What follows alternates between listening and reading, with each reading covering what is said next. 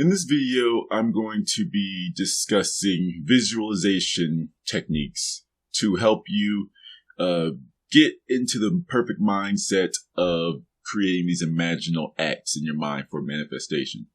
When I was first learning about just manifestation in general, law of attraction, imaginal acts, that type of stuff, what I always tended to do was read the comments, and it seemed that a lot of people had a difficulty with visualization.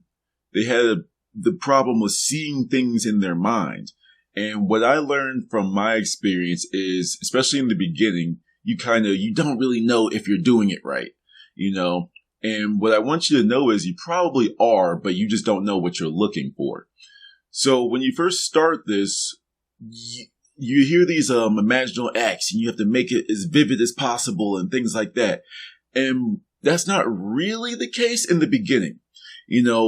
People think when they're starting off, it's like just with any skill in general, a lot of people want to, be the pro. They want to be able to shoot, 9 for 10 from the 3-point line when they just picked up a basketball, and sometimes you have to work your way up to that, of course, but this is one of those things, and not to completely contradict what I just said, but this is one of those things where you can either get it in instantly, or it can take you a little while. One of the two. It just all depends on, how willing to let go to the paradigm of thought that we are living in our current society and say, let me try this new way and just jump headfirst into it. As Neville said, you can't be lukewarm with this. Either you have to be hot or cold. You have to be in or out.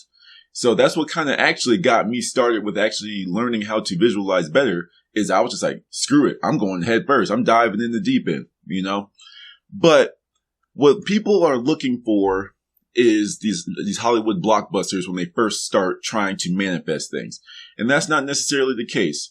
If you go back to one of my other videos where I explained how I manifested free guacamole on my subs, all I did was see a receipt that had a lower number on it, like a lower total, instead of the full price, say implying that I got free guacamole, something simple like that. That's all you really need. You don't have to make this crazy, experience in your mind. Something as simple as seeing a piece of paper with a different number on it is all you need to do.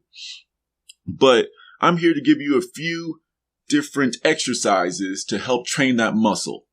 So the first one would say is see a color. I typically recommend blue. Everyone knows what the sky looks like, so just see the sky in your head. But just see the color blue. And you'll actually understand how hard this is in the beginning, because even after doing a lot of manifestation for a while, and I found this exercise, even I found it a little challenging to just see blue.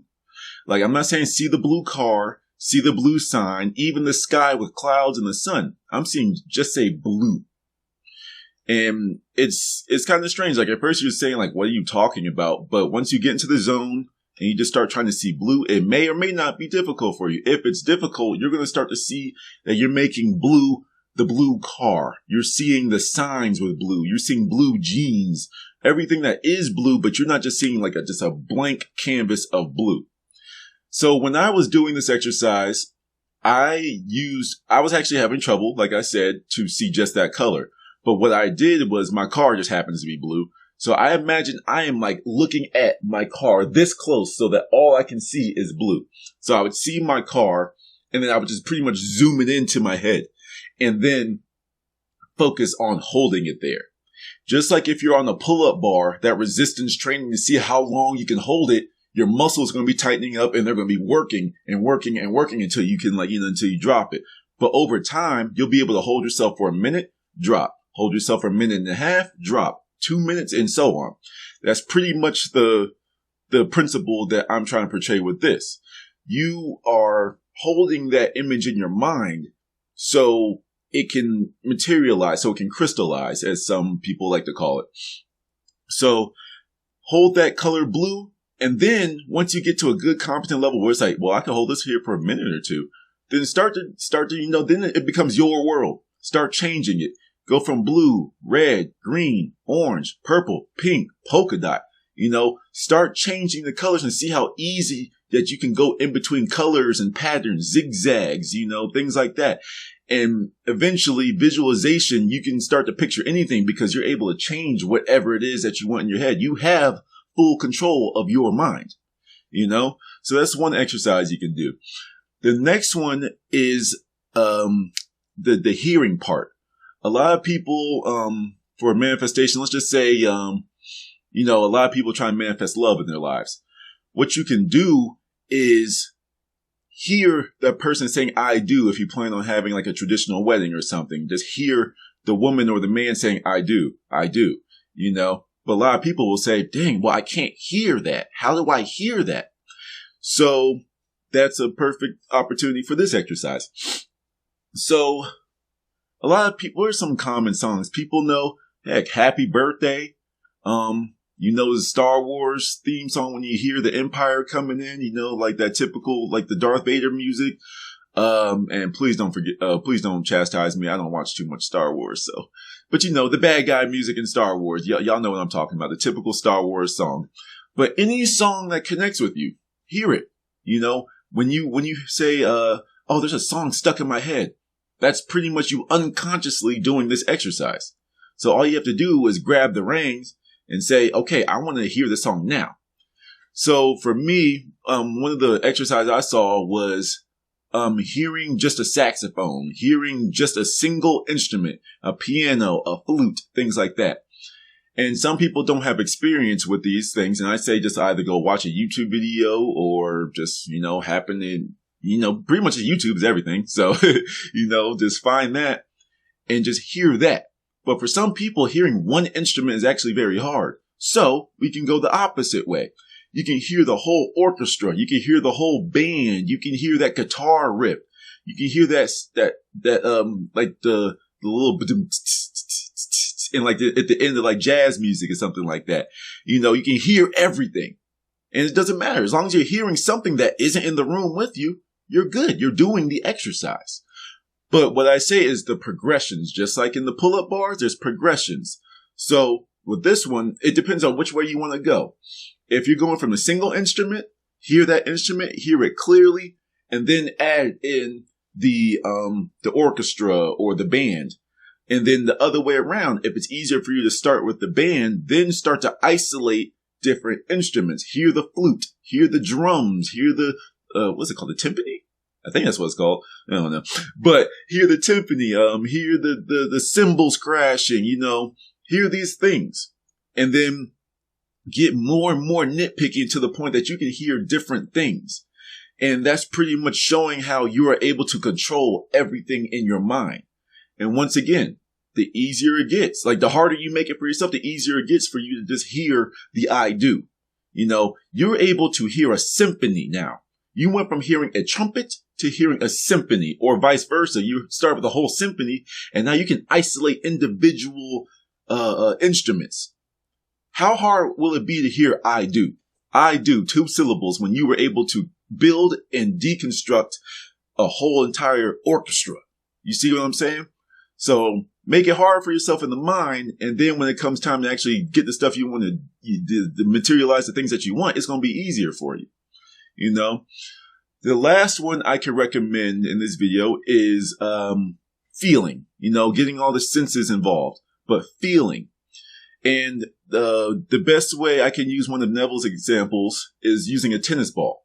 Like, I'm pretty sure anyone has felt a tennis ball at some point in their life, and it wasn't a tennis ball, just like a fluffy robe or like a dog or something like that. Find something soft, and compare it in your mind, compare it to something like a handful of gravel. The dog or the tennis ball is going to be like, a little furry on the top, or, soft relatively. But then that gravel, what comes with the gravel? You feel it like pressing into your skin because it's a hard object. So compare them and go back and forth. Once again, that progression. Feel the tennis ball, get a good grip on that and feel it. Then hear the gravel and all the differences that come with that. And you just innately know you're going to hear the gravel grinding against each other, where it's just going to be like a smooth rub or a stroke for like dog hair or a tennis ball. It's just going to be something smooth. And once again, then you just go back and forth, back and forth, back and forth. But then, as is the common theme in this video, progression. Do different things. What's a good example? A balloon, for example. You're innately going to hear that, that friction between your finger and the I don't want to call it the skin of the balloon, but the rubber of the balloon. And you start to associate the sound, the feeling, and then you get the smells and things like that. And while we're at it, let's talk about smells. Smell is something that it can help with some people. For me, I don't have the strongest sense of smell, so I wouldn't connect too well with it. But some people, they can get the undernotes, the tones. They can smell that this grass is from the Netherlands. This is a Netherland grass undertone with a I don't know, like a woody oak, overtone or something, some weird stuff. Y'all can smell that stuff. I can't. So more power to you. But if smell connects with you, then cool. And once again, another Neville example was, he says, smell a rose. It's like a rose has a very distinct smell, but if a rose doesn't stand out to you, smell like old people's perfume, not to get gross, but smell sewage. It's like, it doesn't always have to be like pleasant things, but anything that can implant that thing in your mind. And you start to wonder, how is it that I'm able to smell a rose in front of me? How is it that I'm able to smell sewage? How am I able to smell Aunt Gertrude's perfume if they're not around me? And this all goes into creating that Hollywood blockbuster in your mind. The difference between you and the Hollywood blockbuster is indeed smell. When you're sitting at the movie theater, you don't smell all the stuff that's going on. You depend on the actor's portrayal if they smell something crazy or how relaxed they get. You kind of like use the smell with your eyes. You almost smell with your eyes in the movie theater. But here you have full control. If you want to go to like the most famous flower garden, or you want to go, like, since I live in Denver, the Botanical Gardens, you can imagine yourself being surrounded by all these flowers and all this plant life. And with that, you're seeing all these different colors. You're seeing, oh, there's the tulips, there's the lilies. There are all these pretty colors. But then what comes with that? The smell. Just like with everything else, it's like for the gravel, it's the touch and the sound. This one is the visual and the smell. And once you just start making different scenes in your head, all of them come together in just some easy way, as if you were just walking through it. And then you create this scene in your mind that is more connected to you. And when you have this positive feeling towards it, that's energy you're putting towards it for it to manifest into your life. So I hope these were all useful for you. And for a lot of people, I know a lot of people will probably ask, like, how often should I do this? As often as you want. I know that sounds like, very cop-out answer, but this whole process, this whole skill of imagination and law of attraction is a skill that you have to work on your own, but it's personal. You have to understand that this is your world. So create it in your fashion. If you want to put hours upon hours upon hours, go for it. If you want to just say, I'm going to designate some time in the morning, maybe at my lunch break, and at the end of the day, sure. It all depends on you. But what my one caveat is, if you're feeling like you're working too hard at this, you're doing it wrong. That's the only time I can say you're doing this wrong. I want to visualize it. I want to see it. I want to see it. Relax. Once again, don't see the pink elephant. You see how effortlessly that came to you? That's how this should be. It's just like, okay, I'm having little issues, but let me work my other senses, because you're like, what else is pink? Oh, gum. And then you kind of know what gum, like the typical pink gum, smells like. It's like, oh, it just has a little sweet smell to it. Just visualizing other things will build on another sense for your mind. So I hope all this was helpful for you. I hope it made sense. I know I can get a little rambly, but I also get excited about this stuff. And I want all of you, anyone watching this, to reach out, use each other in the comments, help each other out. And I'm always available for questions. So if you have any questions, make sure you leave a comment below, and good luck, have fun with it. Take care.